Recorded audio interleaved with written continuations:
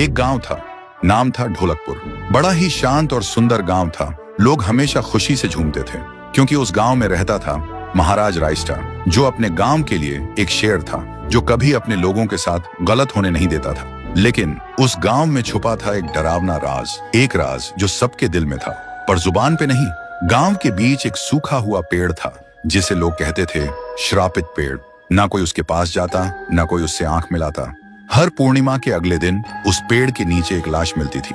लोग कहते रात में कोई आता है और लाश छोड़ जाता है, लेकिन कभी किसी ने कुछ देखा नहीं और देखता भी कैसे। जो देखता वो अगले दिन पेड़ के नीचे होता था। एक दिन रायस्टार ने ठान लिया, बस अब और नहीं, इस राज का अंत मैं ही करूंगा, क्योंकि ढोलकपुर का नाम मिट्टी में मिल रहा था। फिर एक पूर्णिमा की रात रायस्टार चुपके से जाकर पेड़ के पास बैठ गया। रात के 2 बजे एक आवाज आई, थुंग थुंग थुंग थुंग थुंग थुंग थुंग थुंग थुंग सहूर।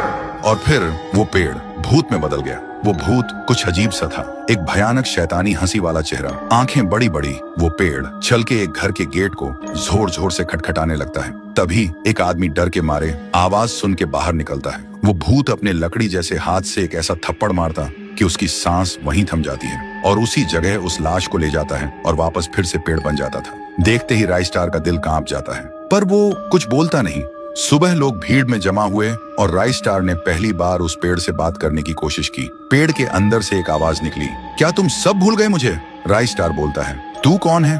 पेड़ बोलता है, मैं हूँ ठुन ठुन ठुन साहुर। एक वक्त था जब मैं भी इस गांव का एक प्यारा सा बच्चा था, लेकिन 100 साल पहले मुझे इसी पेड़ से रस्सी बांधकर उल्टा लटका दिया गया, गांव वालों की आंखों के सामने, और मेरी मौत को तमाशा बना दिया गया, सिर्फ इसलिए क्योंकि मैंने एक राज देख लिया था जो लोग छुपाना चाहते थे। और उसी पल से मेरी रूह इस पेड़ से जुड़ गई।